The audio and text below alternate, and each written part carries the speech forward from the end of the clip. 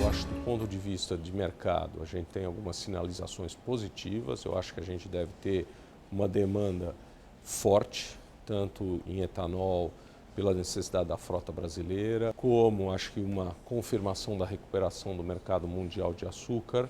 E também eu acho que tudo isso sustentando um nível de preço melhor, né? Tivemos a volta da CID em 2015, a demanda puxando os preços, sobretudo no segundo semestre de 2015. Eu acho que isso é uma tendência positiva para o ano de 2016. As maiores dificuldades ou os maiores riscos que o setor enfrenta são aqueles que são trazidos pelo aprofundamento da crise econômica e pelo aperto de crédito. O setor é um setor endividado, é um setor, vamos dizer, que inclusive tem linhas de crédito de curto prazo, né? E um agravamento da crise econômica pode fazer com que essas linhas de crédito estejam menos disponíveis ou muito mais caras, o que pode colocar certos players, certas empresas em risco, né? E aí comprometer o que poderia ser um bom ano em 2016.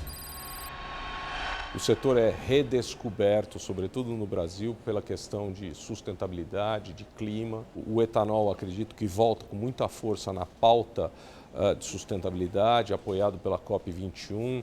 Acho que quando a presidente do país anuncia que o país tem um objetivo de reduzir fortemente as emissões de gás de efeito estufa, que pretende ter 40% da sua matriz energética renovável, né?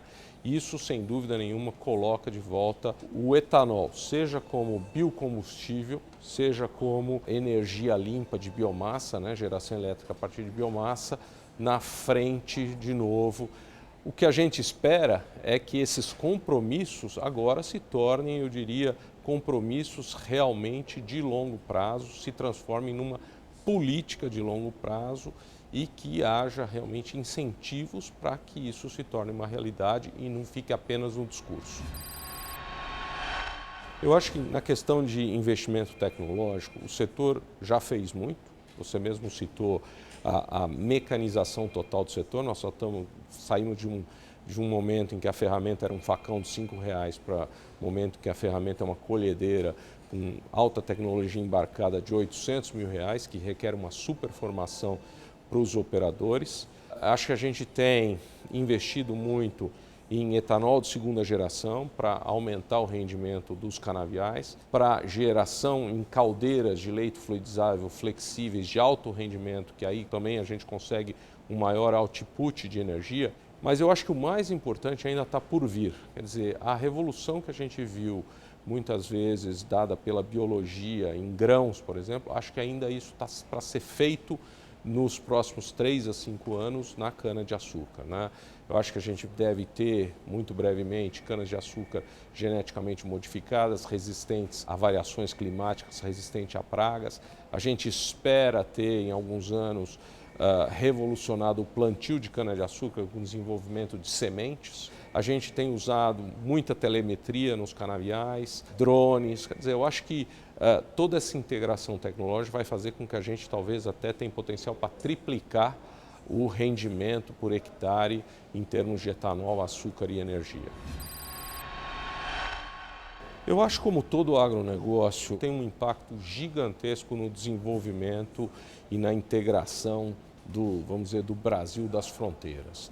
Eu acho que a gente gera mais de 1 milhão de empregos diretos. Se for considerar os empregos indiretos, o efeito na economia local, Mato Grosso do Sul, Goiás, enfim, as fronteiras para onde a gente tem se desenvolvido, a gente percebe que os municípios que tiveram maior salto no IDH são aqueles em que recentemente ou nos últimos anos a gente instalou uma nova usina e desenvolveu um canavial, né? E o efeito é fantástico. Você melhora os serviços médicos da cidade, você melhora os empresários, o nível dos hotéis, os restaurantes, o comércio como um todo, gera um monte de emprego para famílias, né? Mas também formação de ponta para os jovens, evita assim uma fuga de jovens do interior para os grandes centros urbanos. Eu acho o que sempre faltou para o setor é um compromisso do governo brasileiro em ter políticas de longo prazo. Esse é um setor altamente intensivo em capital e que se desenvolve no longo prazo. Para você colocar uma usina nova, para você desenvolver o canavial num primeiro ciclo, que não é nem o mais produtivo, você demora 6 a 7 anos. Ou seja, é um setor altamente demandador de capital, com linhas de financiamento de curto prazo, caras e de curto prazo.